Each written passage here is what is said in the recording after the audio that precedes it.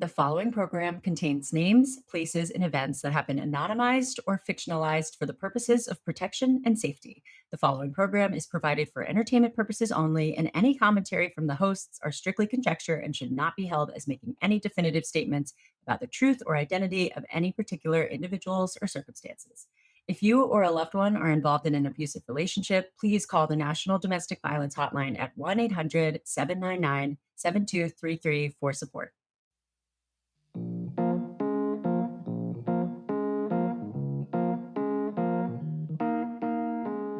Hello, happy dating detectives. Why do I always talk in this English accent? You're doing it for our fans in the UK. We love you and we're jealous of your accent. I'm probably offending our friends in the UK. Yeah, we might not have any more after this. But they're going to stick around for part 2 because I'm sure if they listen to part 1, they want to know part 2 with or without our accents. Yes. And first of all, happy Dating Detectives Monday. It's a national holiday here at the Dating Detective. Mm-hmm. Oh my gosh, this last episode, I'm so thrilled because I asked everyone at the end, what do you guys think is the motivation? Mm-hmm. So many theories. We are going to talk about everything at the end of this episode. Dogfish debrief. We've got a lot to discuss. Yeah, we certainly do. So basically, freaking Phyllis, she's taken this guy for a ride for years and years and years, and the kids, they finally spilled the beans and told the dad everything. Got the divorce. And well, yeah, if you want to go back and listen, if you haven't listened to part 1, go back and listen. I'll give a quick detailed refresh. Yeah, so basically you got it. Like we had 2 siblings on, Rob and Laura. And they have a stepmom named Phyllis. The whole family was a little suspicious of Phyllis.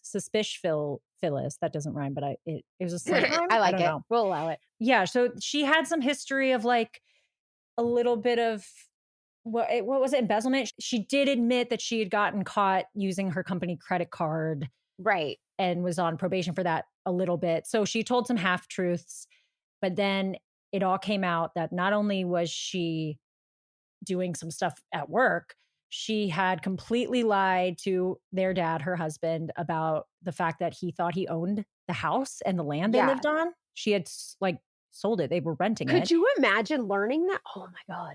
And she was fraudulating documents, bank statements, tax documents, our IRS stuff, the deed, I think, not the deed, whatever a document from the ownership of the trailer they lived in that she did a fake letterhead. She was making bank statements every month, sending them to him, and he wasn't technologically savvy. So he would balance his textbooks with these statements she made on Microsoft Word for 27 years. You know that took such a long time, dude. So he divorces her. She's pretty much taken him for everything he has. Like he had $100 left in his bank account.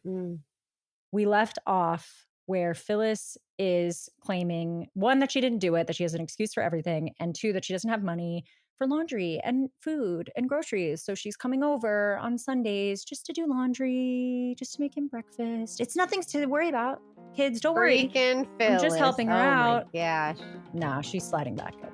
So, well, let's get into part 2 because some of you will see that your theories were totally on point. Let's get into it. Let's finish this bad boy.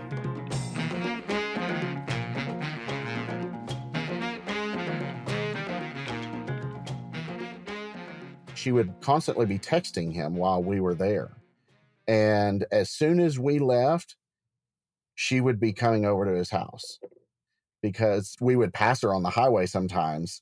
Oh my gosh, that's like a movie.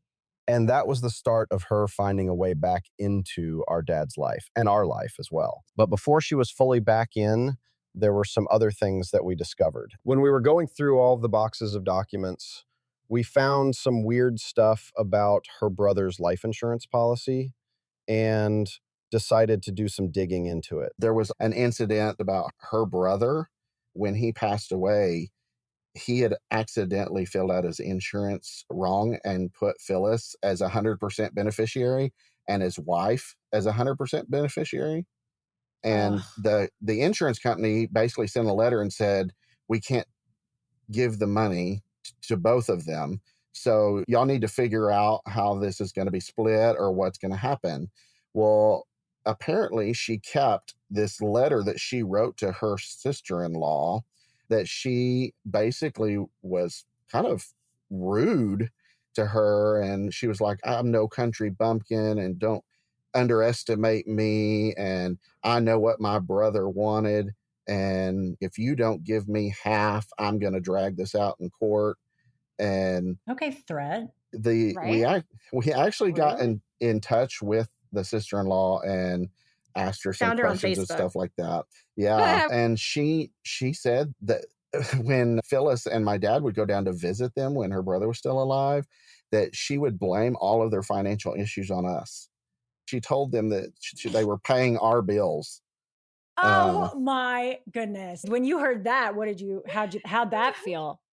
Oh man, it just made us more angry. And at the Yeah. same time, the sister-in-law had called me and she was crying on the phone because she's like, she needs to be stopped. She's a monster. And she said that she did take half of the life insurance policy money, and it wasn't a lot. It was like a $10,000 policy. And of course, Phyllis said, well, I'll pay for the funeral arrangements. Well, she didn't. And so the poor sister-in-law was left with next to nothing. That wasn't enough to cover a funeral. I also wonder if he really did make a mistake or if she somehow contacted. I have that paperwork too. So nice. Yeah, no, I have the letter from the life insurance company. I have where you can see the beneficiaries, and I have the letter. I don't know why she kept a copy of the letter, but she did. I have all that too. But she told my dad that she was left the entire amount, and she was so kind and generous that she gave half to his widow, which was so not the truth. But Dad thought she was just so generous in helping out the sister-in-law. She's Mother Teresa. She is. And then there was the thing that Grandpa told us about the doctor's office that she worked at. So with the doctor's office and the credit card there, my grandpa went to that doctor's office. I'm not real sure when my grandpa went to the doctor's office because he sheltered us from the information for so long that it wasn't until we were like, oh yeah, and did you know? And oh yeah, by the way, did you hear? Then he was like, oh yeah, by the way, I went to the doctor's office and this is what he said. And the doctor recognized his last name and goes, oh, do you know Phyllis? And my grandpa's like, yeah. And he tells him that she did take the card and that there were fraudulent charges in different states. And he found out, and he made her work for an entire year to pay back that debt. So she wasn't getting a paycheck, which is also another reason for the loans, right? Because she had to make it look like she was getting a paycheck for a whole entire year when she wasn't. So that's where some of it was going. And one day I was driving and I was like, oh, it hit me. Like, she wouldn't use it more than once in a state, because if you look at a credit card statement and if it's used in, because they went to all the national parks. They went to Mount Rushmore, and then they went to Yellowstone, and then they went down to Colorado. And so if you look at a statement, it just looks like there's this weird fraud on your credit card statement, not just one person using it. So she thought it would just be reimbursed and wiped off his card because it would just be a weird fraud charge instead of it being one single person. Mm-hmm. Oh my God. And at this point, they were legally divorced, and we'd also bought back the land from Jacob Stone. So he was paying the mortgage payments on that now himself. So we tried our best to disconnect him from Phyllis in certain ways, but she was still coming over and all of that. And how she managed to wiggle her way back into his life is kind of a little unclear to us, because Dad didn't want to let us know that she was doing that because he knew it upset us. So we kind of found out we would going over there, and you could open the refrigerator and there would be leftovers of a breakfast in there, and it's definitely her cooking.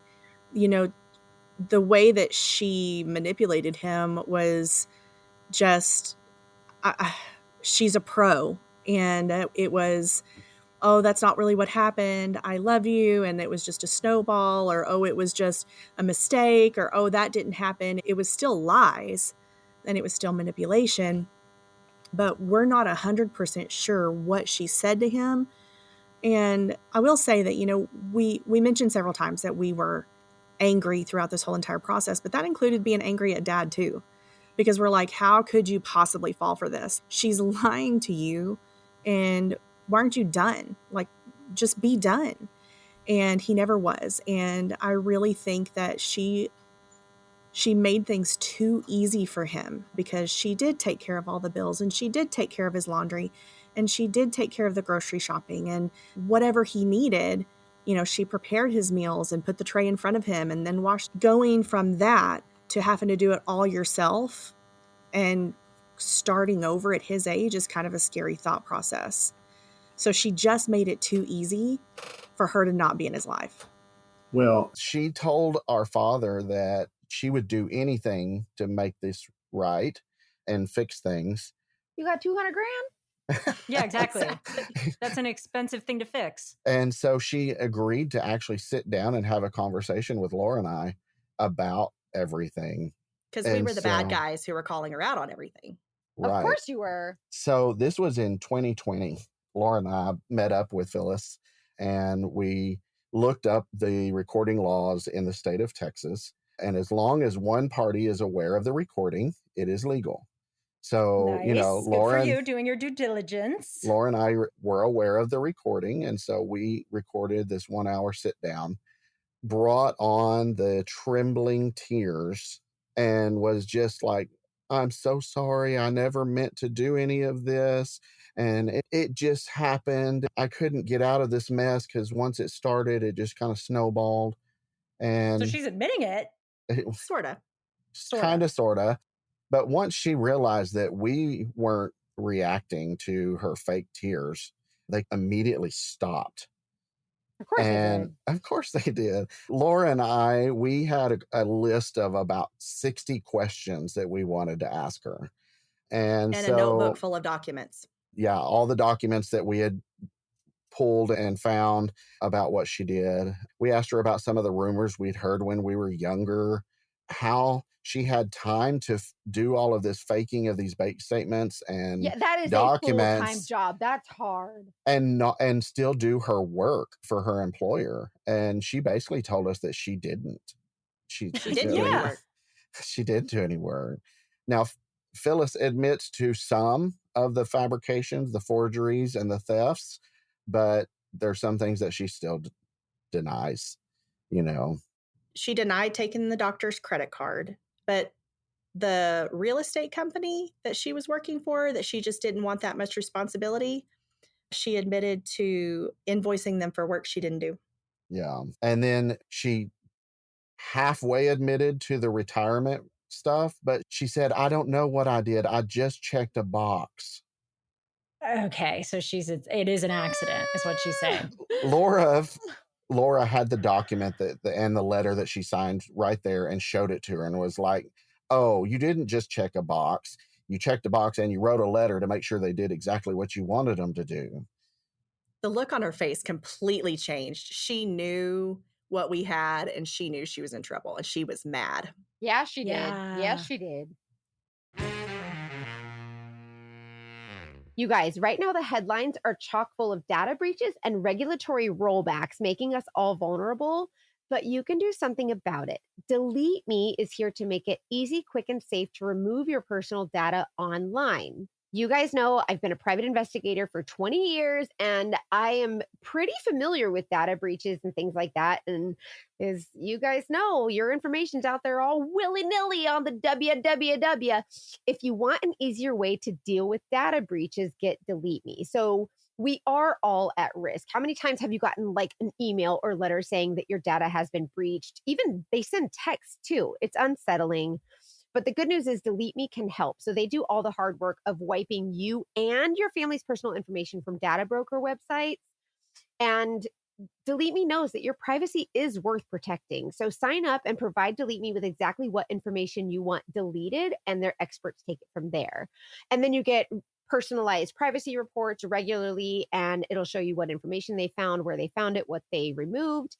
And Delete Me is always working for you, constantly monitoring and removing that personal information that you don't want out there all willy-nilly on the internet.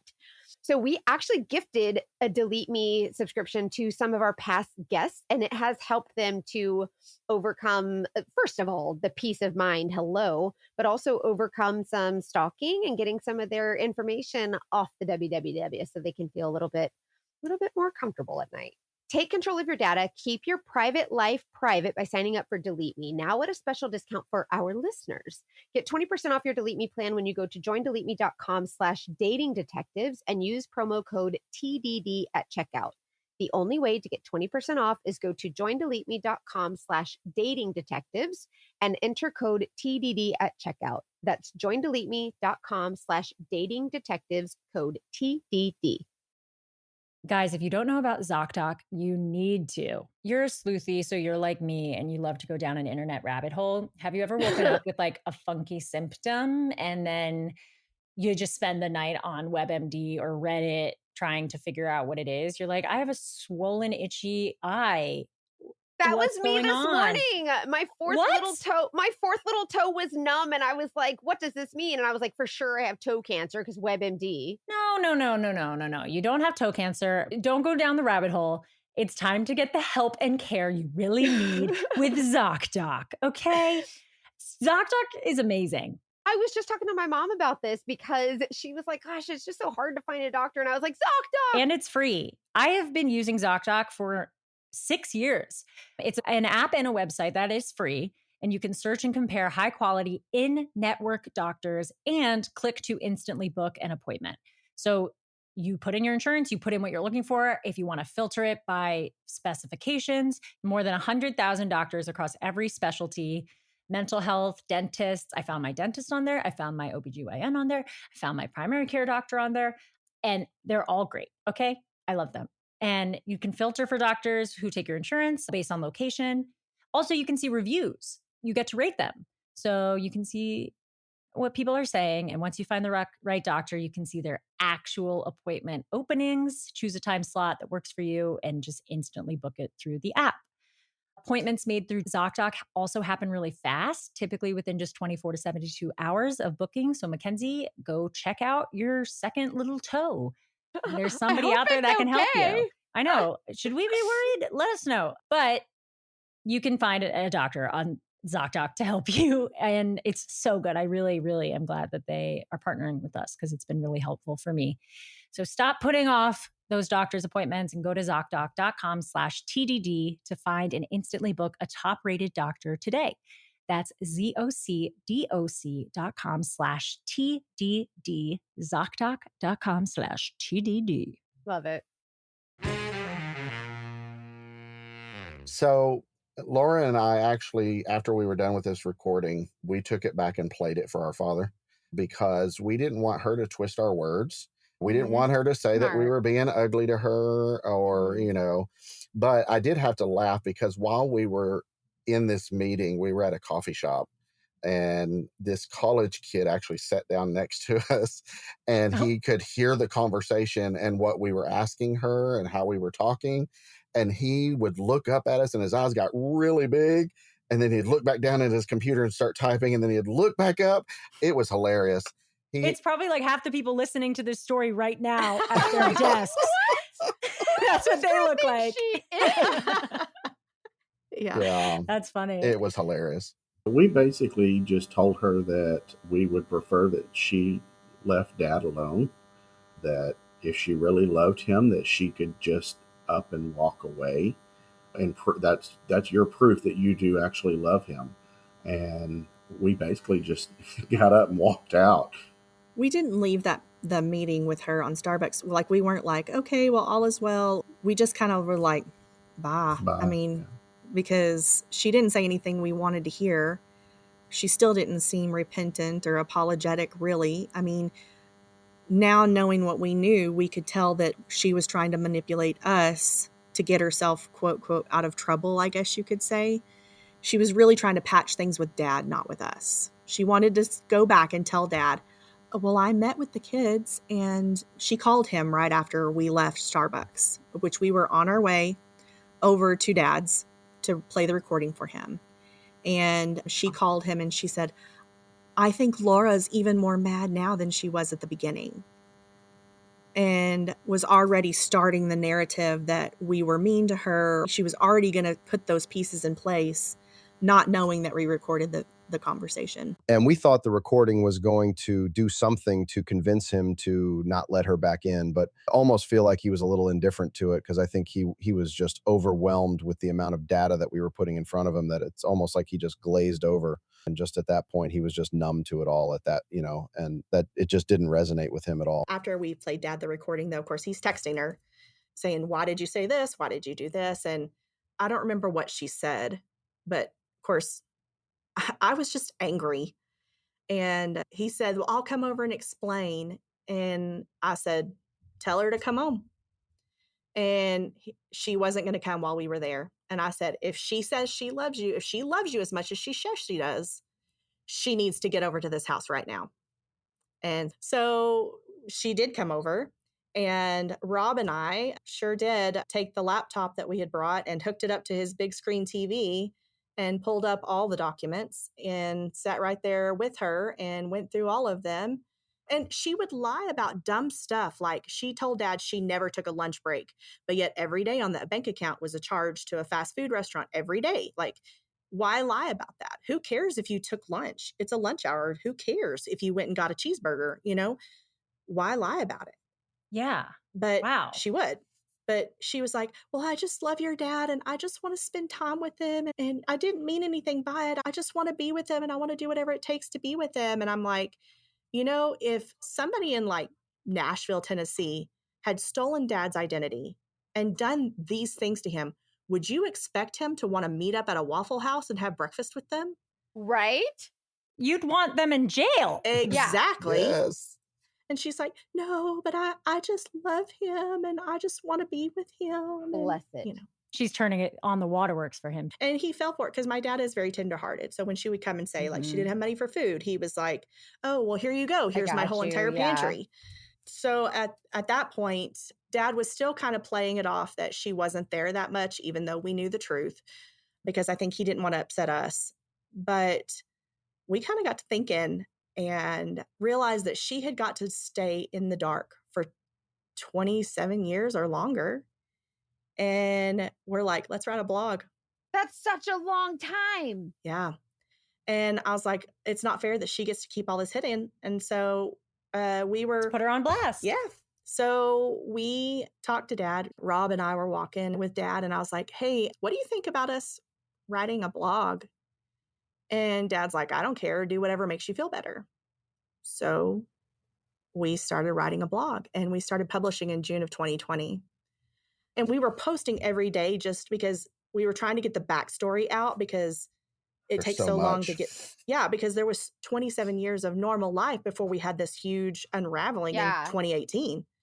And so I'll never forget the day, because it was June 11th of 2020. I was on my way to take my son to get fitted for his Letterman jacket because it was fixing to be his senior year. Aww. And my dad called and he was like, hey, what's this website y'all have up? And I'm like, website? I'm like, oh, the blog. He was like, yeah, you don't have permission to do that. And I'm like, yeah, I do. Do you remember? And I told him the whole conversation word for word. And he goes, well, I didn't know it was going to be like that. And I was like, what? I'm just telling the truth. And then I went, how'd she find it, Dad? Because Dad doesn't use any social media or any kind of internet. Yeah. And so then I knew that she was calling him mad and upset because she had seen the blog. And so he's like, I don't know. And he completely lost his ever-loving mind and just started screaming at me. And he's like, well, if you don't take that blog down, you come get your effing horses, get off my effing land. And he was like, God. It went on. And it went back and forth. And I'm not going to lie, I wasn't nice in that moment either. And we were probably mad for him, I imagine. I was mad that he was taking her side. After all this, are you kidding me? Like, look at what she's done, and you're going to take her side. And so he even went as far to say, he's like, I'll do whatever it takes to get rid of you. And I was like, no. Okay. She's got her claws in him. Yeah, she does. Well, he called me. Yeah. Yeah, he called me and told me that. He's like, what's this Insta thing y'all got up? And when he said Insta thing, I realized she was following me on Instagram. And that's how she got a hold of the blog. And so he was like, y'all are not letting me live my life. Y'all don't have permission to do the blog. And I said, well, if you're kicking me out of your life, I don't need your permission. This is our story too. And so I'm not taking it down. And he's like, well, then I just don't want to ever see you again. I was in pure anger at that point. How can you be more angry at us for writing the blog and telling the truth than you are at her for what she's done to you and what she's done to you for your entire life? She's lied to you, and you're okay with that, but we're telling the truth on a blog, and you're mad about the truth and not the lies. Oh, So tough. Oh no. my God. No. So it got so bad that I did have to have the police come and help escort me to get all my horses. We had a tack building, which is a storage building. No, you really had to. Oh God. I thought I he was did. talking crap. I was hoping he was No. talking crap. It really set a whole bunch of things in motion for me that was really hard. Like, I lived in the city. I had to sell my house. I ended up having to be homeless and living with friends for a while until we could find a place to put our horses. It was really bad. And we tried to communicate with Dad still. And he would text us occasionally, like, at Christmas time or whatever. And we would respond, but it would go green. So you knew we were blocked, right? And Yes. we even tested out the theory, and Rob blocked me. And he would text me and I would get it. And then I would respond and it wouldn't go through. So we knew for a fact that we were blocked. When he said that, in that moment, with as angry as he was, it wasn't a surprise that he said that. But usually he backs off of it. He'll blow up, say stuff that he regrets, and then back off of it pretty quickly. But for him to completely block us, and after that moment is when he blocked us for that year. So we were like, wow, he's really mad at this. And then it is hurt. And then it's still that roller coaster of, you know what? Well, he can have it. Go let him live his life. He made his bed, let him lay in it. And then it's like, but he's still being lied to and probably stolen from. And we weren't really sure if, he was safe, what lengths she would go to. And what other lies is she telling him about us, possibly, Right. That's keeping him mad at us? So he blocked us in June of 2020. He missed my whole son's entire senior year. So in May of 2021, he called me at work, and it was on my work phone. So not my cell phone. He called my work phone and he was like, hey, just thought I'd let you know I've had a heart attack. Oh my goodness. And I was like, are you okay? What's going on, Dad? And he's like, I'm fine. It was minor. They caught it on a stress test. I didn't even know what happened, but I do have to have an angiogram. So we're like, okay, well, what do you need? But it's funny how that happened, because it was 2 weeks before that. I had a conversation with my husband and Rob, and I was like, you know what? I think I'm going to try and patch things up with Dad, because do you know who the only person who's happy in this whole entire situation is? Phyllis. Yeah, she won right now. And I was like, so I'm fixing to show up. I'm going to fake it. We're going to invite him to dinner. I am going to pretend to be the happiest family member you ever saw. And then 2 weeks later, Dad called me. So while he was on the phone with me, and I was genuinely concerned about his health, I was like, well, while I have you on the phone, would you be interested in fixing this? And he kind of got emotional, and he was like, yeah. He's like, I miss y'all. I miss the kids, Yeah. I was like, okay, well, then I'm so glad. I was like, can you unblock us? He goes, I don't have you blocked. No, Phyllis! I said, Dad, you do have us blocked. I said, every time you texted us over the last year, we've responded and we know that it was blocked. And he goes, I don't have you blocked. He goes, he goes, well, I did get a new phone, so maybe something happened in the setup process. Mm-hmm. Let me guess. Did Phyllis set it up? She did. So for an entire year, he thought that we had cut him out of our lives, and he had us blocked. And so we thought that he didn't want to talk to us for an entire year. Oh, that's heartbreaking. A year, dude? No. Oh, yeah. God. It really struggled around holidays and his birthday. And I mean, it was hard. Well, and it was my son's senior year. Yeah. Like, obviously, there's now you reframe what that year looks like, but it Yeah. feels like damage is done though. Right. Yeah. That was a really, really hard year for me. It was really bad because we did have to sell our house so that we could find land to put our horses. And I ended up technically being homeless. I mean, we lived with friends for 7 months until we could figure out what we were doing. And it was a long, long story. That was my son's senior year. And he was doing the high school rodeo and he missed out on all those. And I know how much Dad loves the rodeos. And we lost a really close family member during that time. And it was a really bad year. And so finding out that she was probably the one who did it when she set up the phone, anger's not the right word. But it never even clicked in his brain that she blocked us on his phone because, again, I don't think he knows that she could do that because that knowledge is just not there of what these phones can do or anything like that, or that in the setup process that she would be malicious enough to block us. That's just not anywhere in his brain. He missed all of my daughter's stuff. You know, she's a dancer and Rob's kids were littler than mine. So, and we'd all been close before this. You know, he would go to dance competitions and he would go to high school football games and he would go to birthday parties and then all of that stopped. So the kids did get hurt in this process too, which is hard.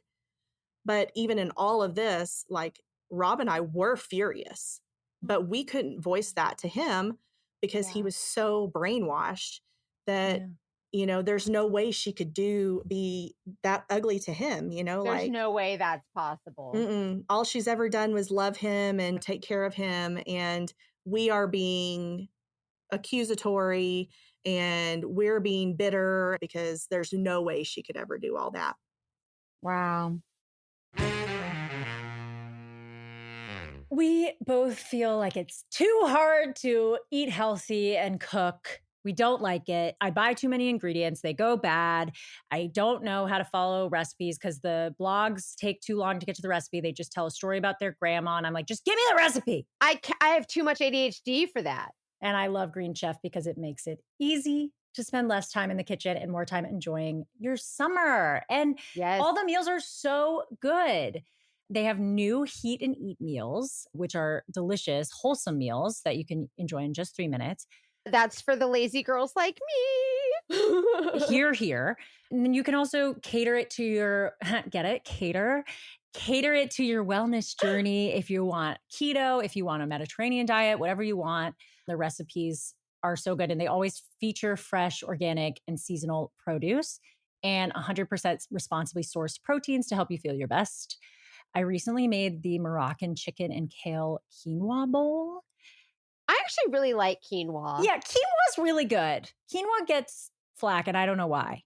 I don't know so why. Good. And I want to mention also that you know how if you need an ingredient, you have to go to the store and buy like a whole jar of it, but and then it goes like bad. 1 tablespoon. They send you the measured out ingredients. So easy. So easy. And they're real clean ingredients. And they help you build lasting healthy habits without the hassle. They have salads that can be ready in just 5 minutes. They have breakfasts filled with protein. They have nutrient-rich smoothies. Truly, you should just go on and look at their like 80 plus dietitian approved weekly meal options. See what you like, pick whatever you want, gluten-free, plant-based, protein heavy, even gut and brain health. They've got a lot of options. So also the recipes change every week. So you don't have to be bored and eat the same thing every single week. And they have stuff that your kids will like too, I'm telling you. Ooh, Ryan endorsed. We use this. You should too. It's really, really good. So make this summer your healthiest yet with Green Chef. Head to greenchef.com/50datingdetectives and use code 50datingdetectives to get 50% off your first month, then 20% off for 2 months with free shipping. That's code 50datingdetectives at greenchef.com/50datingdetectives. Okay, listen. How many times do you go to your bank account and are like, what? I spend how much on each? Oh my God, I'm so guilty. I spent how much on that delivery? Oh, who did that? Who did that? It's always a surprise. We all know that it can be messy and confusing to budget, and it takes a lot of time. So it's really nice to have something like Monarch to help you learn those fun little surprises about your own finances that you probably wouldn't have picked up on if you were doing it all yourself. For example, overspending on shopping or deliveries, finding an unexpected spending pattern. But Monarch is great because it's going to help you own your finances. And as we know from episodes like this one, that's really important. So I actually downloaded the Monarch app, and there is a little butterfly logo. It's so cute. But It's adorable. No, it's very easy to use. Did you find any fun surprises? I just like having all my finances in one place, and you can use it for multiple different things. Like it gives you the option to use it for investments or just managing all your finances in one place. So that's really nice. It's also one of those budgeting things that like uses an emoji. Like I love having a little food icon next to how much I spend at restaurants. And when I downloaded it, I realized that I spent more in the food emoji department than I thought I did. And that was good to know. That was good to know. Financial stress is one of the top reasons relationships fall apart. Monarch makes money conversations easier. It helps you stay on top of it. So track your shared or individual accounts, set goals together if you're doing it with a partner, keep money check-ins drama-free.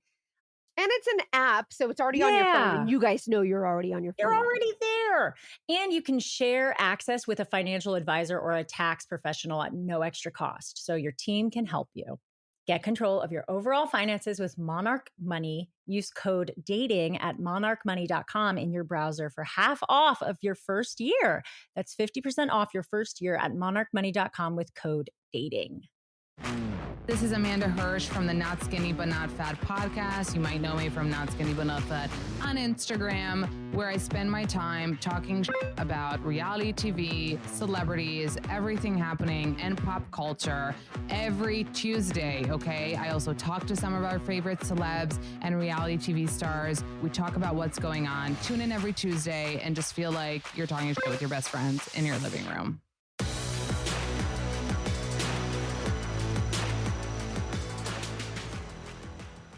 So we did start trying to reconnect. He did come to my son's graduation. We did try and start. Did Phyllis come? Not to that, she didn't. But slowly she started coming, because the minute that Dad said he didn't want anything to do with us, she moved back into the house. So she was fully back in. So she didn't have to deal with you either. Nope. Right. And so now she's living with him again. And so she would show up occasionally, and we would just ignore her. We just played like she didn't even exist, because It was awkward. Yeah. Well, and trying to control all the things that I want to say to her was really difficult. And even just snarky little comments when she was there, like I had to watch my mouth. But yeah. At one point, just a couple of years ago, I told Rob, I said, I don't know what to do. I'm tired of being angry. And I was like, I'm going to try and... That must have been exhausting. It was. And trying to balance, still trying to have a relationship with my dad and it not be awkward. But so much damage had happened that there's no way it's not going to be awkward. But I decided to take the high road, and I was going to try and patch it up with Phyllis. And How? Even though you knew? I was going to try and walk in forgiveness and just get it off of me and just make the most of what I could. And so I did go over there close to Christmas a couple of years ago, and I was like, let's just move forward. Yes, I won't say that the past is past, because the past is still looming, and I don't know what this is going to look like, but I am going to make an effort. And I was like, you are welcome to come to my home again. You're welcome at the children's events. But I can't make his life. Yeah. I can't make any wasn't there. promises. I was not there yet. He was not there yet. And we honored that, because I get it. And honestly, my kids were not in the same spot either. They didn't want her around. But she did start showing up again, and she was like, oh yes, I've wanted that for a long time, and I appreciate you making this effort. And of course, it was in front of my dad, and it made my dad really happy. And so how could you not try to make him happy? Mm-hmm. And so she started coming over for Christmases, and it was still awkward. And what can I say? It just Nothing. What do Yeah. you say? That is awkward. Yeah. Did she get you guys anything? No, No. because She's like, sorry, I couldn't afford She it. didn't have no money. no, well, Well- the gifts always come from dad anyways, right? Yeah. Well, she was still on probation at that point. And so Laura was trying to patch things up, but I still wasn't in that zone mentally. And so I was still trying to get her caught with her probation officers. Anytime they'd go out of town, I would email her probation officer. I kept up with who her probation officer was, their email address, their supervisor, and I was emailing and I was like, hey, she's out of town. Did you know she's out of town? Just trying to keep her accountable. But her probation was actually coming to an end. And I was like, well, I have some questions because I had already been informed that she had not paid any of the restitution for her embezzlement. And she had had And- her probation fees cut. Yeah. They basically told me, well, she got considered indigent. What?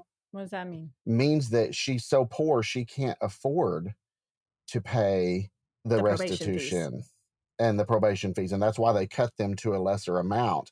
And so they told us that basically for the companies that she embezzled from, if they wanted to recoup any money, they would have to file a civil suit against her, but she is going to be off of probation.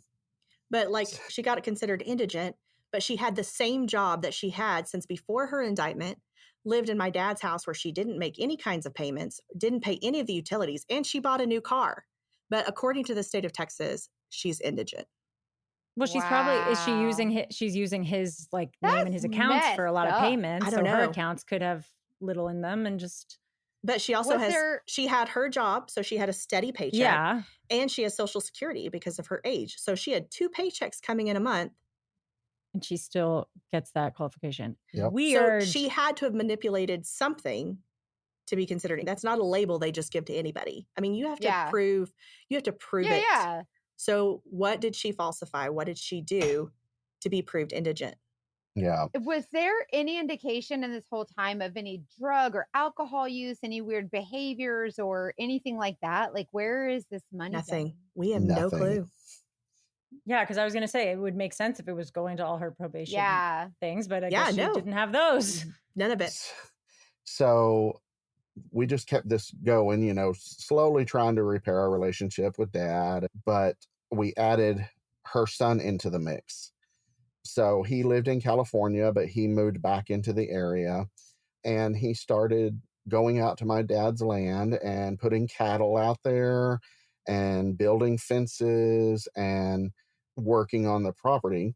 And we ended up having a conversation with dad, and he told us that he's deciding to sell her son the land. We went out for lunch one day and we had he brought up his will and wanted to talk about his will, which was great because Rob and I had been talking about it behind the scenes. Like, we need to get this done.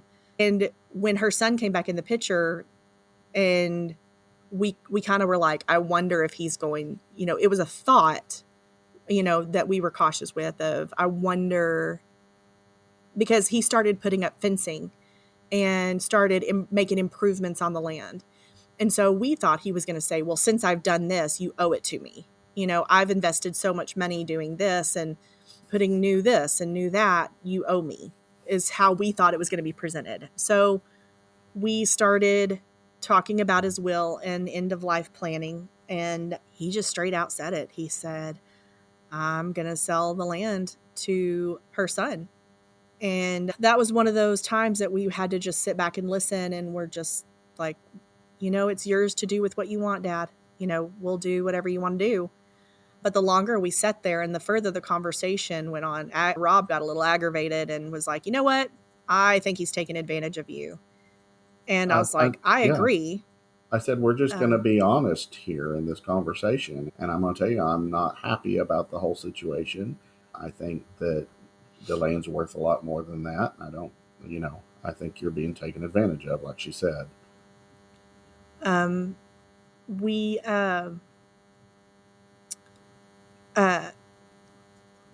Sorry, I lost my train of thought there, but Sorry. he did say, yeah, we're going to be honest. And It's not that Rob and I wanted the land. I wanted my dad to spend the rest of his life there. He loved being out there. It was a sense of his identity. It was a part of his identity. I wanted my dad to spend the rest of his life there. And so, but it's also an inheritance and, you know, a legacy that we can pass down to our children. So yes, I did want the land, you know. Right. But it's not valuable. It's not in a great location. You know, it's not, I mean, there's nothing to it that anybody would go, oh, that is valuable. It's just, that's where my dad spent his life. And on those weeks that we were running around in the car with Dad, one of the visits we made was to Jacob Stone's office so that he could re-buy the land. You know, they had been renting it for over 30 years. And so Jacob Stone was like, you know, I'm a businessman. I'm gonna get my money off of it, which he did several times over. And so they worked up a contract, and it was for $25,000. And the way they pitched it to him was, oh, we're going to save you so much money every month because you don't have to make that payment. So, yeah, you're going to live so good because you won't have to make that payment every month. Well, short term, yeah. And you won't have to pay the taxes every year. Right. We're just going to save you so much money. So I was on my way back to work, and I called Dad, and I was like, you know, instead of paying the 16 for the land, why don't you ask him for 25? Because that's what you had to rebuy the land for. And that way it clears what you had to rebuy. And that puts some money in your pocket. Go have some fun. You want to take a vacation? Take a vacation. You want to buy something? Buy something. Because I think he only owed like 12 on the land left. So he was like, let me think about it. Of course, he went home and talked to her, and her son purchased the land for $16,000. So we feel like he got taken advantage of. Beyond. Yeah, way beyond. They made it seem like, well, we're doing you a favor because now you're not going to be making payments on the land anymore. Because he had to rebuy the land. You know, yeah, he had to rebuy the land. From Jacob Stone, we worked out the agreement. He was rebuying the land. And so he was just going to take that monthly payment off of him by buying the land off of him. So one Saturday, and this was just maybe a month or two ago, I had borrowed my dad's tractor and I was delivering it back, and her son was there while I was delivering it. And he started walking over to my truck, and I thought, well, he was just going to come over and ask me to park the tractor in a certain spot or, you know, something. Well, I rolled down my window, and he immediately starts getting in my face.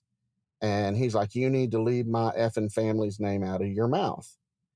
And I'm like, I don't know what you're talking about. And he just kept on going, and he started threatening to beat me.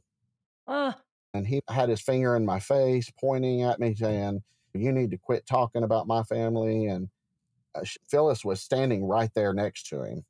And she said, you told your granddad and uncle about the sale of the land. And I'm like, I don't know what you're talking about. I didn't say shit. But he's like, you need to get your ass off my property and never step foot on it again. Oh. And so, you know, because now he owns it. Dad sold it to him. So I dropped the tractor off. And as soon as I got off the property, I called my dad and I said, if this is the effing family that you want, you just go ahead and have them. I said, I'm done. I'm not doing this anymore. I said, if you want to have any kind of relationship with me, you're going to meet me. I'm not trying anymore. And he actually did immediately come over to my house. I had called Laura and my wife and told them what had happened. And I was furious at that point. But Dad came over to the house and he immediately started apologizing for what had happened. And he tried to offer me money. And I'm like, Dad, this is not about money. This is about a relationship with you. And now I can't even step foot on the property. And just by coincidence, I'm sure, that night, her son brings over blueprint plans and says that they're going to build him a house on the property that he can live in rent-free for the rest of his life until he dies. Brings it over to you? No, to my dad. Your dad. Okay. Yeah. Okay. I was like, woo. That night, he brought the blueprints over showing him this new house that they're going to build for him. But we've always kind of thought something was sketchy because it was a 4-bedroom, 3-bath house. Mhm. And if it's my dad and Phyllis living there, there's only 2 of them. But her son has 3 children. So, they need a 4-bedroom house. So we've always thought that something's going to happen. Dad will never be able to move into the house, and Yeah. they're going to move into it. Dad was living in a trailer house, so they sold that and moved it. So my dad is technically homeless. He's living with her other son with nothing to show for his name.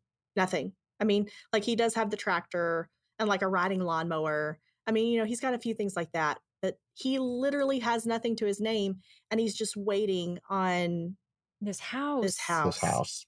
What's your relationship with him right now? We're all kind of in the same place. I'm still determined to stay in the relationship. One, I love my dad. He irritates the heck out of me in this whole situation, but I don't want her to win. And she's made the comment to my dad. She's like, Laura's going to take me down. And I'm like, you better believe it. And I've told her when Absolutely. yeah, I've told her before, I was like, look, I'm not going away. You're just going to have to get used to it. I'm not going away. And she was like, I know. Yes, ma'am. Yes, ma'am. It was so stupid and placating. But so right now we're just kind of like, we're on hold and just waiting, because the prayer has been that relationship just implode on its own. Because now that there's this house involved and dad's living with her other son, living with somebody is always complicated.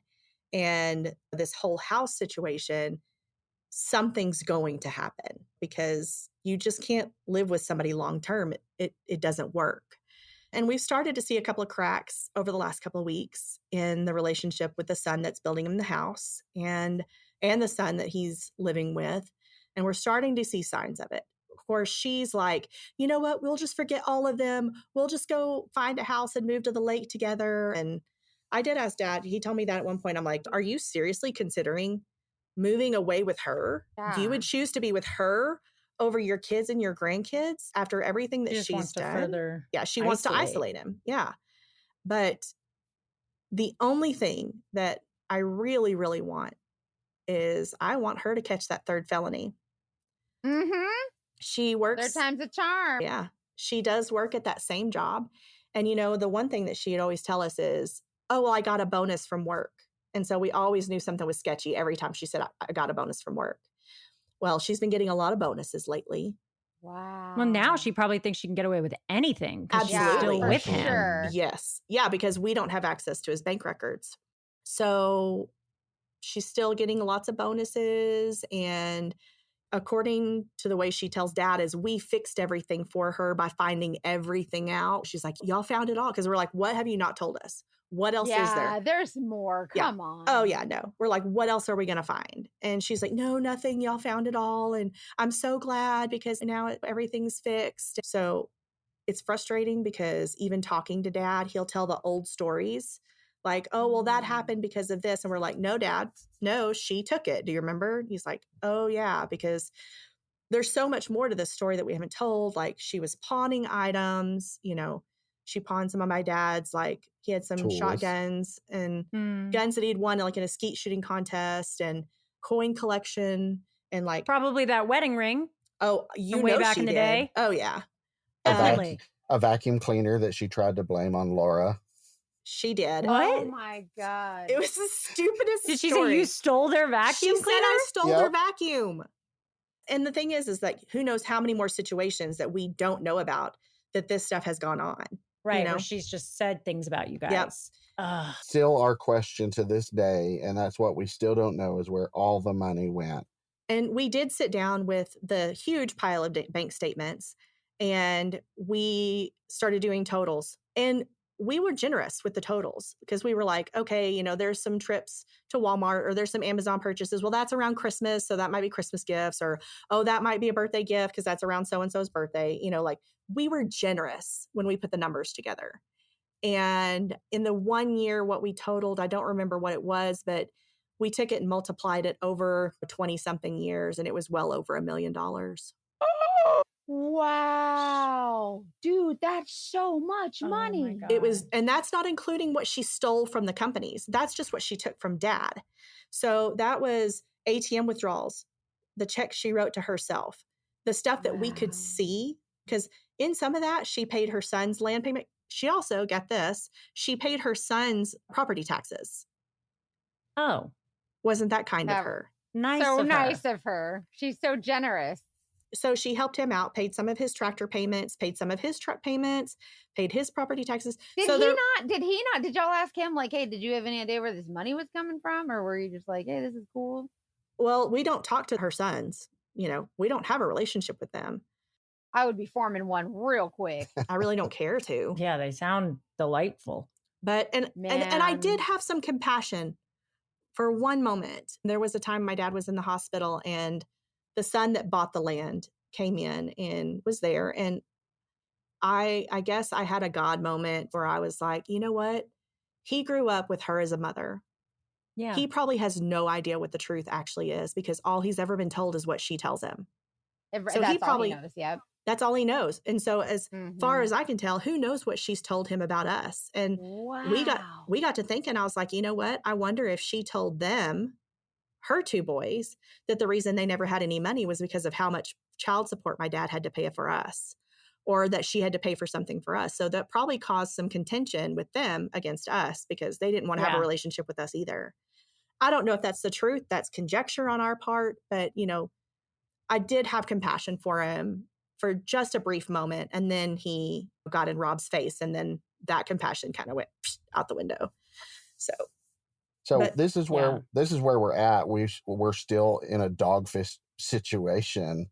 I mean, to this day, and we just pray at this point that he will open his eyes and see her pattern. But we're still waiting for that final chapter to be written.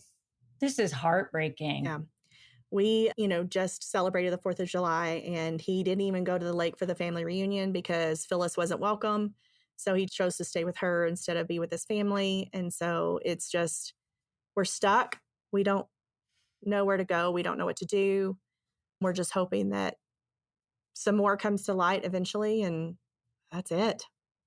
This honestly makes me want to Google like cult psychology. Yeah. Because it feels very similar in a lot of ways. Right. Just the way that somebody can manipulate you for so long into giving everything, literally everything, and giving up everything. Yeah. Like he's literally given up his kids. Right. Yep. And for him to still repeat the same old stories. Like we've used the term brainwashing so many times because that's how it feels. We've talked about it before. There is research done on how repetition affects you and what you believe is reality. And like you said, you don't know what she's telling him. Mm-mm. That's horrible. Okay. So what's your day to day right now? Are you checking in on Fridays with dad or just kind of like, holding your breath with him all the time? We text almost daily with dad, and it's really surface. I mean, he's pretty honest with us most of the time. We're banned from the other Sands land too. We're not allowed to be out there. And we went out there to go pick up a piece of equipment and it caused trouble, so that's what I'm saying. Like some of the cracks are starting to form, and dad tells us about it. He's honest with us. Like he was texting us before we got on the podcast, and, and it's just chit chat, and we've invited him to go places and he'll go. So it's still there, but it is complicated, and we still have to tiptoe around her. Have you ever gotten any kind of apology from him after that 1 week of like the big discovery? Oh, no. Mm-mm. Oh, and we never will. What? I can't, like, he's like it for you guys to have to heal from the person who's supposed to really protect you. And also in a way that's like, he's not malicious. No. Like you love him That's and he what loves you. I was about to say, like, how do you can't blame the guy, but also like, hey dad, like, you know what I mean? Like, Yeah. hey, Well, fella. it's hard to, because he is a victim, but at some point he's not, because he's allowing doing it it to to happen. himself. Nope, you're absolutely, yep. Do you think he knows deep down and doesn't care because he just wants it to be? I think there's an element of that. Good. I think there's multiple layers here, because he had mentioned before when he had kicked her out and he was struggling. he was like, it's just so much easier than being alone. And I do hear that. Man. A lot of we people hear that relate. on a lot of episodes. But then she's also very, very manipulative.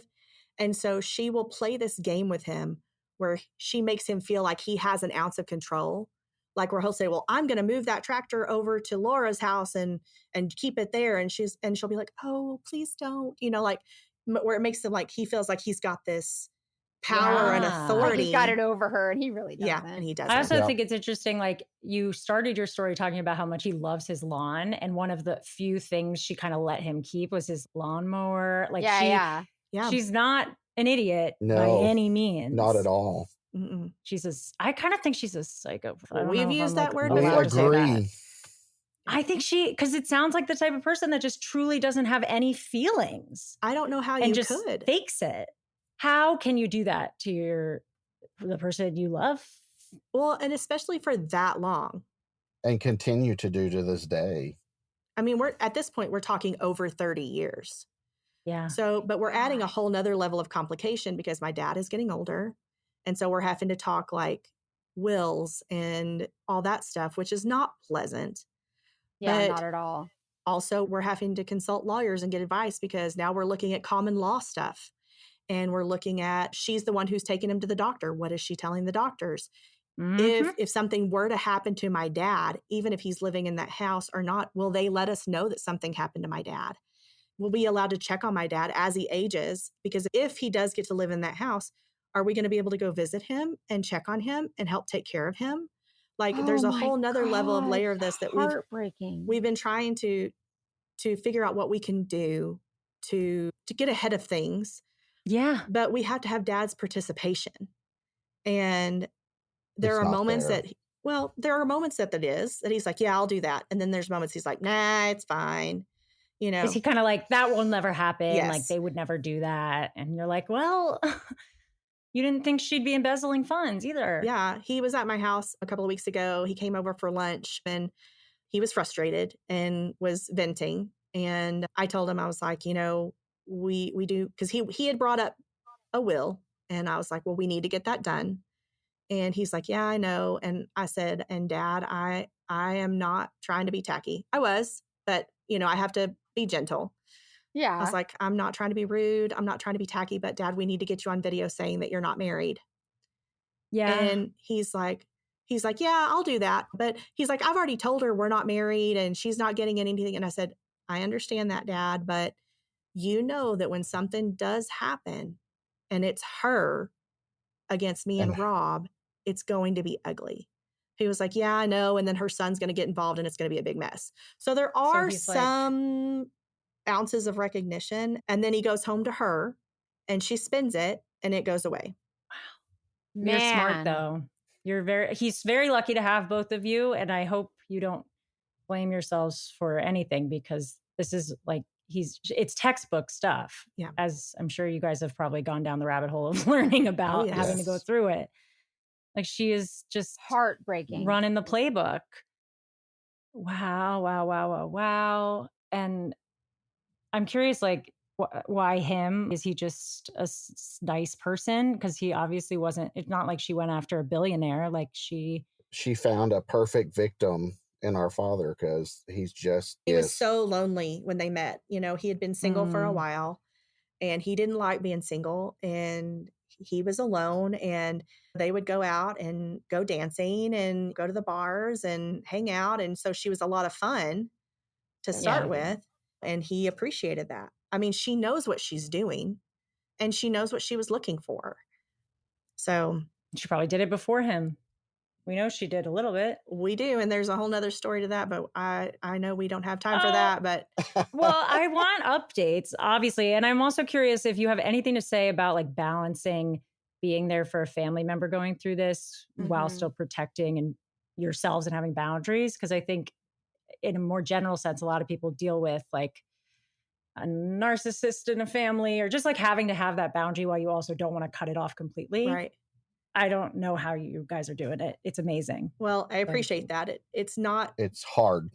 And there's not a method. Like it's just, we take it day to day. And I'll be honest, there's some days that it's okay. And I have that relationship. And then there's some days I'm so angry that I'm like, I don't even want to be around you. Like, why? I don't blame you. You know? And then the next day I'll be like, but he just doesn't understand what he's doing. I mean, you know, it's a roller coaster, and it's not a steady path walking through the forgiveness. It's a choice every day. And so That's a good way to put it. Can I say I've forgiven her?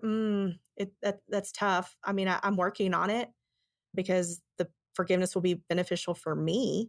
You can forgive, but you don't have to forget. Oh no, it will never be Right. forgotten. No. Ever. No. And if anything, I will make sure it's never forgotten, and we'll keep screaming it from the rooftops until she's either caught doing something else or until dad gets it. Wow, man. Oh, this is awful. And I hate that you're in it. I hate that you're in the middle of it. I wish this was a nice little ending where dad is like, I see the light. Yeah. Well, us But- too. You know, we hoped that we would have, because when all this started in 2018, we thought surely there's no way it would have gone on till 2025. But here we are 7 years later, and not And we much has thought- changed.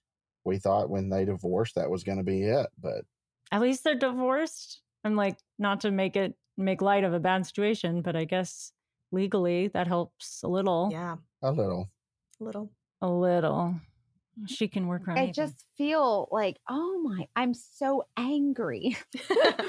What Yeah. the hell? I'm very angry on his behalf, on your behalf, and she better not come near us. We're not gonna be nice. We Dude, wouldn't that be is nice. freaking so much money Yeah. that Yeah. she's taken from this man. Well, it's not just dad either. It's you guys. Yeah, well, and it's it's you guys too. indirectly. Yeah. I mean, she stole from my uncle, and she stole from her sister-in-law, and she stole from her employers. And we know that she opened a credit card in her son's name and ran up $10,000 on a credit card. So it's not just my dad.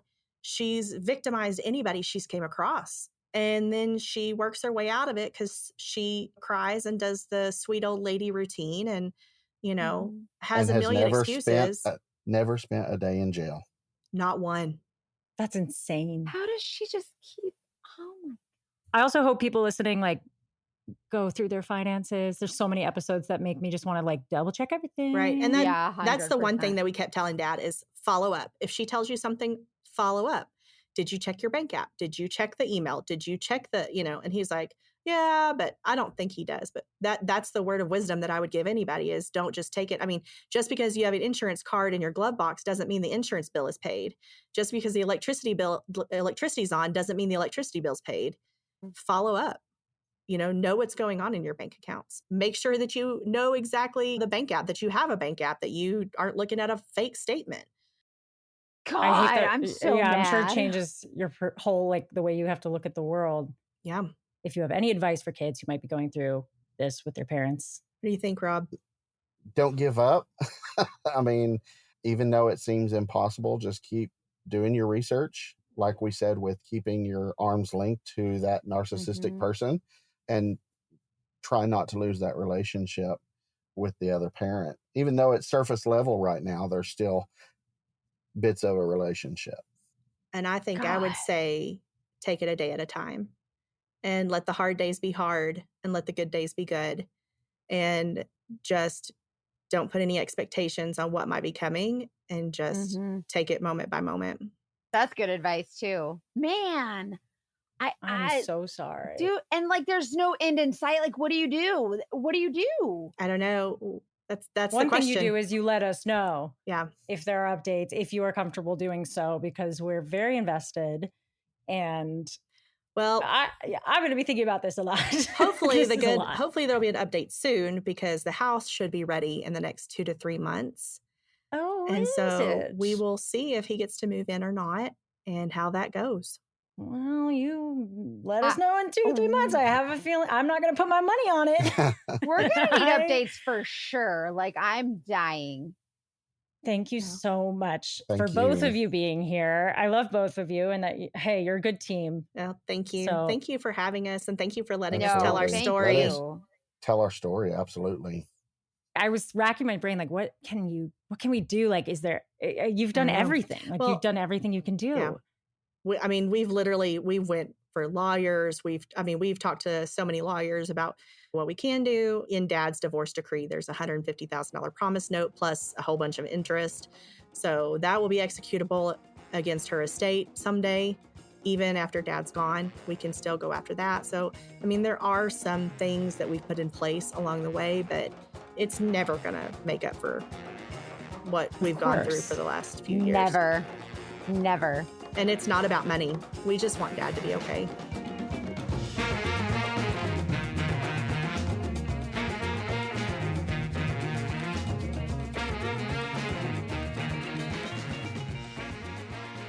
Wow. I don't like it. That's so many years. She's diabolical. She's a hard worker. It's crazy and it's sad. I am so sad for their whole family. How do you handle that when it's your parent? Like, that's their dad. Do you know what I mean? One thing that really stuck out to me on this episode is when Rob and Laura were talking and she says, at what point is he no longer a victim? Like, at what point is he saying, well, I know this is happening. So, like, you've told me and now I know, but I can't stop. And then it's like, well, are you still a victim if it's happening, but you know it's happening? There's a lot of nuance to this conversation, and I hope we continue to have it. I think. And how do we protect our parents and our older generation? Yeah, I think both things can be true. Somebody can be groomed and victimized and manipulated into being susceptible.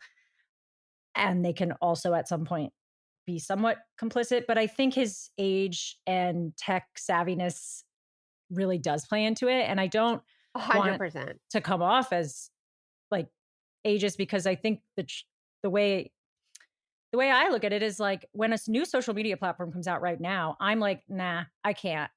I'm too old for this. And I'm 30. Like, as you get older, you are set in your ways and you're used to what you're used to. And then especially in his generation, I do think it was very common for men, especially, to have their mom and then to have their wife. And it was the dynamic to be dependent on them for your lifestyle. Yes. Like, I know so many people whose grandparents or their grandpa's like, oh, when my wife's out of town, like I eat cereal for every meal. Like, I eat just tuna straight out of the can.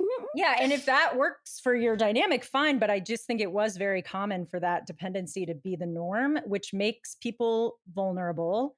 And I think at this point, he's staying with her because she is doing a service. Like, she is taking care of him in a way that he probably doesn't want to have to do himself or find somebody else to do. Yep.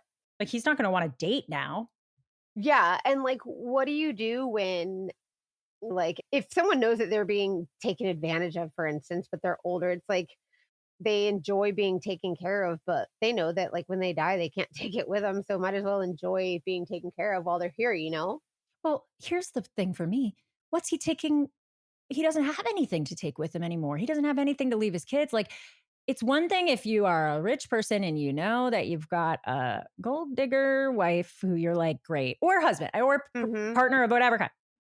It's one thing if you have money and you just are like, great, she's trying to get my money when I'm gone, but she makes my life nice right now.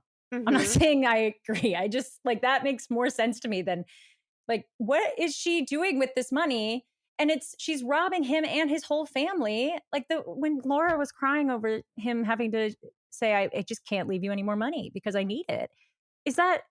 That's heartless. Like, you can't do that to somebody without being an evil person. No, you can't. And that's so terrible. And you would think that after so many years, she would start to feel a little guilty maybe, or be like, oh, I should stop this or whatever. And I just can't believe the length of time it went on. How much work she put into it.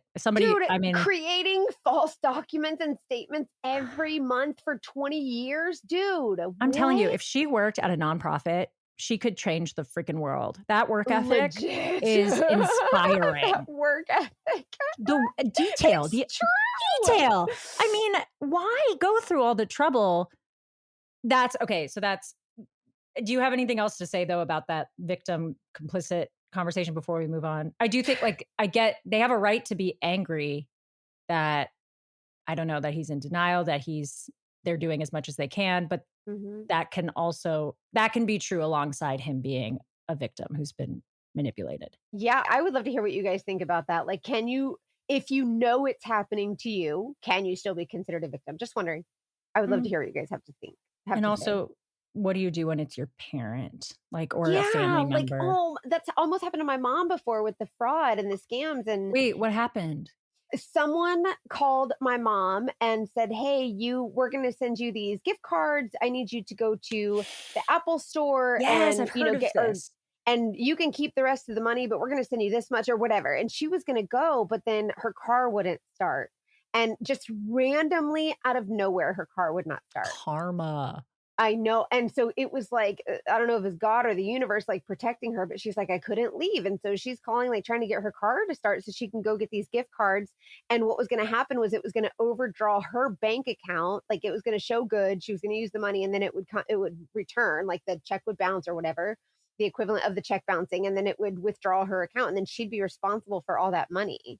That's And her nuts. car wouldn't start, so it didn't happen. But I was like, Mom, you can't, if it sounds too good to be true, if someone calls you and says, hey, I'm going to give you money, if it sounds too good to be true, it is. If it doesn't make sense, it isn't. So period. Oh, that's so common and scary. It's so scary. The Yeah. other one I hear about, and I'm sure people have scams that they know of too, where people will call you and record your voice. And Yes. that happened to, my mom's friend. They called with her daughter saying, hello, hello. Because when you answer the phone, you go, hello, hello. Mhm. And they record it. And then they were like, I have your daughter. We kidnapped your daughter. I mean, if you hear your daughter's voice on the phone and you're not aware that this is a common scam, you're going to be like, no, like you're going to believe them. And I think the thing it's to do awful. if that happens to you is like drive straight to a police station. Yes. If you're like, I'm nervous, this might be real, just drive to a police station. So And whatever also happens someone might there. call you and they'll ask you a question like, can you hear me? And you'll say yes. And now they have a recording of your voice saying yes, so they can use it however they want.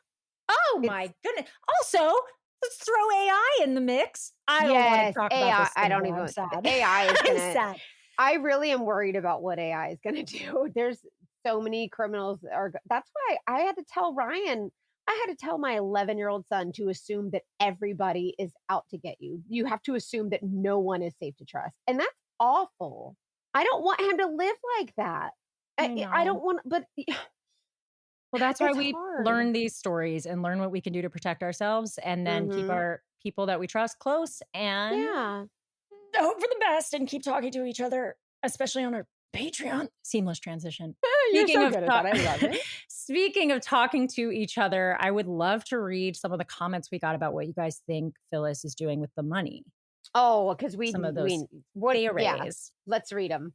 Okay, so a lot of people think gambling. I'm going to read Carol Ann. Because gambling would explain why you don't have anything to show for the money. No kidding. She's obviously not good at it. Okay, so Carol Annie said, gambling, this has all the hallmarks of gambling addiction. I had a relative in-law like this. She thieved and lied and scammed and embezzled for her entire life. So yeah, that could definitely be a thing. A lot of people thought that. But it's hard to know like where the money went. Somebody did bring up, obviously, they're like, Mackenzie, we need a PI to dig in. And I wanted to ask you about that. I obviously know you're bound by state restrictions, but if they were to hire a PI for like financial investigation or a forensic accountant, how would they go about that? How expensive would that be? So I What do you have think? really sad news for you. Private investigators, generally, we can't access financial records, bank statements, credit card, but like not without legal authorization. Like it has to be like a court order, a subpoena, or I've heard of PIs like helping people find money in accounts that they don't realize they still have there. But is that different because you're authorizing them to go into your Well, that's money? because that money gets escheated to the state. So it's called escheatment, which is that's a public record. So escheatment, if you ever go to your state, like type in Florida, escheatment, like ES cheatment, MENT. So escheatment it'll say like, oh, this company, like if you paid off a credit card 10 years ago and overpaid by $200 or whatever, because the got interest, $200 whatever, waiting for you. they'll send it to escheatment for you to collect. And so if you go to the Google machine and type in, your state escheatment, and you can type in your name and you can see if there's money there for you.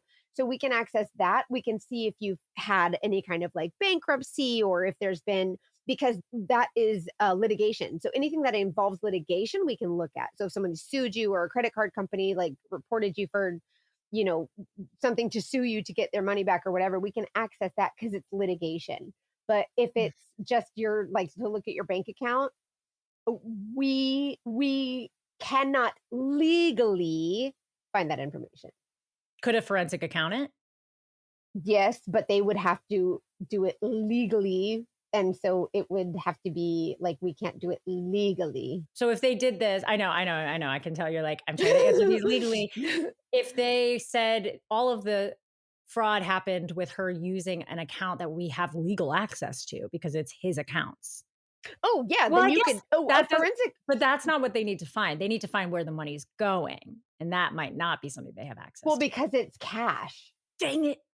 Like if she's taking money out and it's cash, if you write a check, every check that goes, like if you deposit a check into your account, every single check goes to the Federal Reserve, right? So it goes to the Federal Reserve before it goes to your account. So if it goes from like Wells Fargo to Bank of America, you deposit it at Wells Fargo, goes to the Federal Reserve, and they release the funds to Bank of America. And every single check has a sequence number on the back of it specific to that check. So it's easy to find, right? So I used to find missing money for Bank of America. Right. Like, that's what I did for 3 years. So I know all of that stuff. And so when I became a PI, I knew how to find this stuff.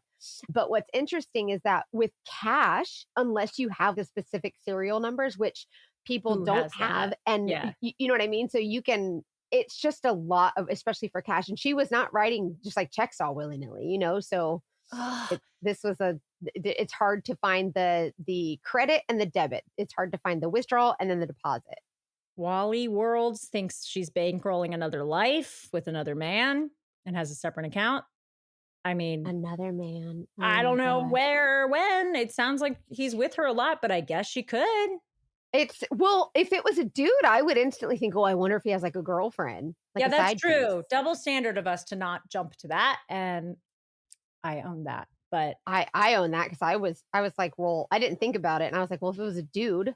the thing is, like, I guess there are many cases where people have no idea. But Sure. at this point, I just feel like this family's been so on to her that Mhm.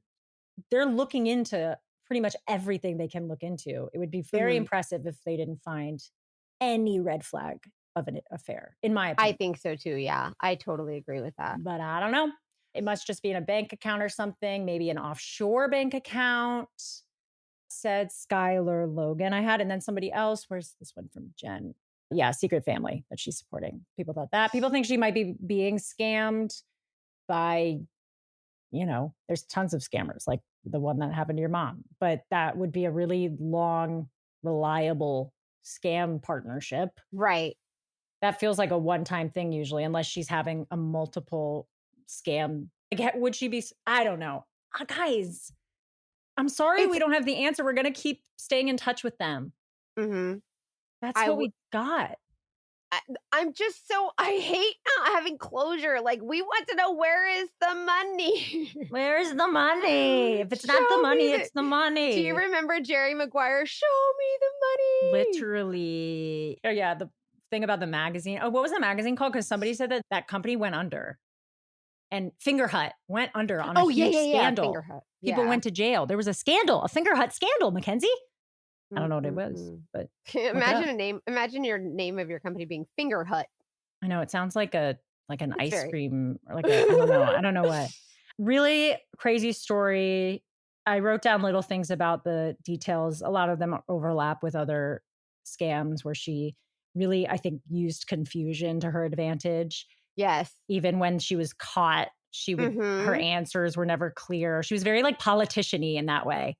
Yes, She just would throw off focus and really not give a clear answer, which after a while, you're just so confused, you don't know what's real anymore. Yes, exactly. And it's like if you So there's one, I don't know if I should even say this, but there's one trick that you use as a PI to get information from people, and that is say a bunch of nonsense with the not nonsense thrown in. Like if I want to get information on your neighbor, I might knock on the door, ring the doorbell, and be like, "Hi, oh my God! First of all, your shutters are. I love this color. What color is this? I'm looking for my dog, and it ran right here between your house, and it was yesterday And then you around start talking this about the time, and breed and yeah, like and then random stuff. yes, and then it's like, but I think it was maybe it was in your neighbor's yard. I don't know if it was in your yard or your neighbor's yard. When are your neighbors home? Can you tell me when they're like? I tried Are to they knock on their home? door, but Blah, they're blah, not blah. Yeah. home. And then you're like, and then they'll be like, oh, they work at Walmart. They won't be home till 5. And you're like, oh, okay, thank you. Which I'll Walmart? try there. Oh, is it? Yeah. And I then don't be know, like, oh, whatever. I love Walmart's doing such great things. They have such great like the new styles for the young ladies. And you just like pile in the Oh my you gosh. just And then keep you could be like, talking. except the one over on this side of town didn't have that. I don't know which one she's at, but And I you like, just keep throwing like all kinds of nonsense, and it does. So a confused mind says no. And so a confused mind is like, whoa. And so if you just say, hey, when are your neighbors home? They're going to be like, why do you want to know? But if they're just like listening to all your words and they hear all this confusion, they're just going to answer start you. answering. Yeah. So it's wild. It's a trick though. Well, it's a good tip it's a trick, but it's also like if somebody's doing that to you, now you know. Now you Yeah. can spot it. Hopefully a PI is never coming for you. Hopefully you never do anything that requires it. Y'all. Be a good girl. Oh, this Be is such a sad one.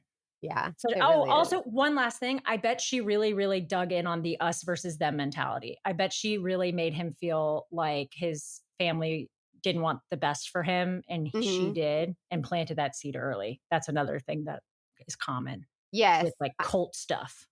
Yeah, I think that definitely planting that seed early. And oh man, Rob and Laura were very young when this started. And so imagine growing up with that and then looking back and thinking about all the things that you're like, oh wait, I totally missed that. You know what I mean? Like try to run him over with his yeah. Yes. It's so hard. It's when you dogfish one person, you dogfish a whole village. Yeah. And I don't have a lot of faith that dogfish are going to care, but it's good for us to remember. 100%. There's a lot of collateral damage. Oh, I'm just so sad for this family, and especially because you want to be protective, especially if it's a parent. It just breaks my heart. If you have any support you want to send to Rob and Laura, we'll make sure it gets to them. If you've been through anything like this and something has helped you that you want to share, we always try to share with our guests. If people say mean things, we try to delete them. So sorry. We block and delete. Our guests Zero tolerance. Yeah, they're not asking. They do this to help you. Like they do this because they want their story to help. And yeah, in hopes that it helps somebody. Yeah. Yes.